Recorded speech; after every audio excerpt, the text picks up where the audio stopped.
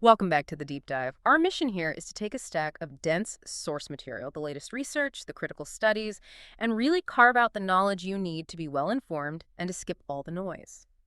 Today, we're diving into a topic that has been, well, just central to the pandemic conversation.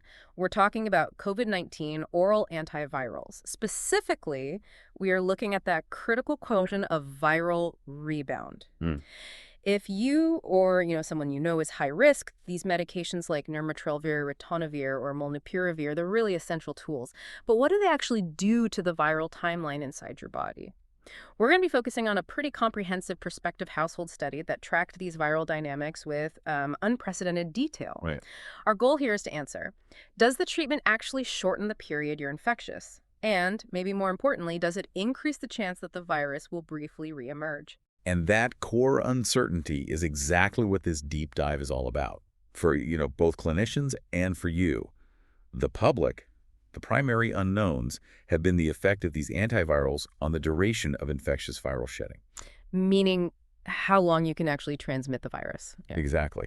And the real frequency of that rebound phenomenon. The key distinction in this research, and this is so important, is that they went beyond just a simple yes or no on a rapid test.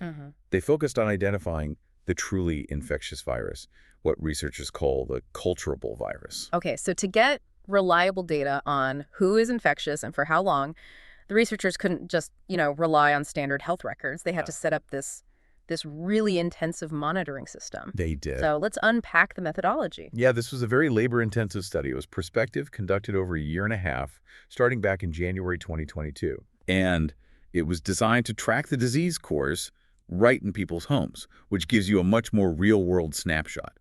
They focused exclusively on non-hospitalized adults with symptomatic COVID-19, and all of them were considered high risk. High risk for severe outcomes. Right, so that means participants were either 50 years or older, or they were younger adults with at least one significant underlying health condition. Which is the exact population these antivirals are targeted for. Precisely. So the results are highly, highly relevant. And the data collection was, it sounds rigorous. If you look at the source notes, participants were providing nasal swabs daily for up to 2 weeks, sometimes even longer. Why was that daily collection so important for capturing the rebound effect? Well, think about it. If you only test every, say, 3 or 4 days, you could completely miss a brief viral blip. The viral rebound, when it happens, can be really short. We're talking maybe just 1 or 2 days of renewed shedding. So you'd miss the whole event. You'd miss it entirely. To capture that entire trajectory, they needed daily samples, sometimes for up to 28 days. In fact, to even qualify for the final analysis, you had to have submitted a minimum of 5 daily swabs. Wow. That level of rigor, that's what gave them this kind of microscopic view of the virus's life cycle. So they have all these swabs, and we hear about PCR tests all the time, but the researchers needed to go beyond just detecting, leftover viral fragments, or what we call viral RNA. Right. To really define who was infectious, they had to use a more specific tool. Can you walk us through the 3 different measurements they used? Absolutely. They had a 3-pronged system. First was the quick at-home rapid test, the antigen test. That's a pretty good proxy for a high viral load. Okay. The second was the quantitative PCR test, or QRT-PCR, which detects the genetic material. That's the one that often stays positive long after you feel better. Right, the lingering positive. Exactly. But the crucial indicator, the real gold standard for infectivity in this study, was the third one, viral culture. Viral culture. Yeah. Think of it this way. The PCR test is like finding dust on the sidewalk that used to be a bird. The viral culture test is seeing if you can actually grow that virus in a petri dish. I see. So if it grows. If it grows, it's considered culturable. It means it's potentially alive, transmissible, and infectious. And that allowed them to precisely define the last day a participant was truly shedding live virus.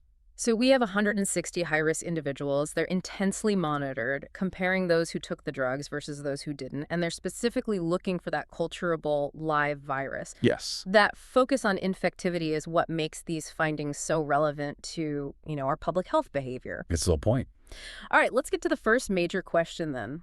When we look at the group as a whole, did taking the antiviral drug actually shorten the total time participants tested positive for the virus? This is where the initial data was a little surprising, because it seemed to suggest almost no benefit on the total duration of shedding. Yeah. When they looked at the entire high-risk group, so the treated compared to the untreated, there was no significant difference in the duration of viral detection. So what does that look like in terms of days? Well, for example, the median duration for a positive antigen test was 6 days in the treated group versus 8 days in the untreated. But statistically, that difference wasn't big enough to, call it a real benefit when you're looking at everyone together. And what about that culturable, that live virus? Did the treatment shorten the time they were truly infectious? Again, looking at the whole population, the data was mixed. The duration of culturable virus was about 7 days in the treated group versus 6 days in the untreated. So it almost looks like it extended it slightly. On the surface, yes. It looked like the drug didn't reduce the total infectious window at all. And this is exactly why a deep dive is so necessary. I mean, a headline might stop right there and say, antivirals don't shorten shedding time. But this is where the researchers had to drill down. They separated the population and looked only at those who had a clean, one-way viral decline, the ones who didn't experience rebound. That is the critical pivot point. They filtered the data to look specifically at the 122 participants who did not have that viral RNA rebound. And when they isolated this, let's call it the successful subgroup, the benefits of the antivirals became extremely clear and statistically robust. Okay, so what did they find in that non-rebounding group? In that group, the treated participants had a significantly earlier last day of antigen test positivity. It was 5 days after their symptoms started versus 8 days in the untreated group. So that's a 3-day faster return to a negative rapid test. A full 3 days. And for the gold standard, the culturable virus, how much faster was the clearance there? That clearance was reduced by 2 days. So treated participants in this non-rebounding group had an earlier last day of culturable virus detection. 4 days versus 6 days in the untreated group. So the synthesis here is, the antiviral treatment was associated with stopping infectious shedding earlier, a full 2 days sooner. Yes, but with a huge caveat. Only if that second chapter, the rebound phase, was avoided. Exactly. The drug works as intended to accelerate viral clearance, but the inclusion of the rebound group in the first analysis just completely obscured that benefit in the overall average. Which brings us right to the rebound phenomenon itself. This is what was pulling that overall duration average back up. First, what were the raw numbers for virological rebound across all 160 people? So overall, 42 individuals, which is 27% of the total high-risk participants, experienced some form of rebound. And that includes what? Any kind of rebound? Any kind. Yeah. A temporary return of viral RNA, a positive rapid test, or a return of that culturable virus. And the initial count showed that 32% of treated participants rebounded, compared to 24% of the untreated. Okay, so that's a raw number comparison. It's suggestive. It is, but we need to focus on the truly infectious rebound, the culture rebound, and the adjusted analysis. Right, because the true impact has to come from the adjusted analyses, where you're controlling for things like what? The participant's age, the variant they caught, their underlying conditions. Precisely. And this brings us to the core finding of the entire study. This is the headline. Okay. When the researchers performed their adjusted analyses, controlling for all those factors, they found that treated participants were significantly more likely to experience culture rebound than those who were untreated. Significantly more likely. How much more likely? The specific risk metric they calculated, the adjusted relative risk, was 3.18. 3.18. Yes. And to put that into plain English for you listening, taking the oral antiviral was associated with more than tripling the likelihood of experiencing a brief return of the potentially infectious live virus. A threefold increased risk of briefly becoming infectious again. That is a massive factor for anyone trying to, make choices about isolation or protecting their family. It's huge. Can we break down what kind of rebound was most affected by the treatment? Well, the association was strongest for that culture rebound metric, that brief reemergence of the live transmissible virus. So not just leftover viral debris. No.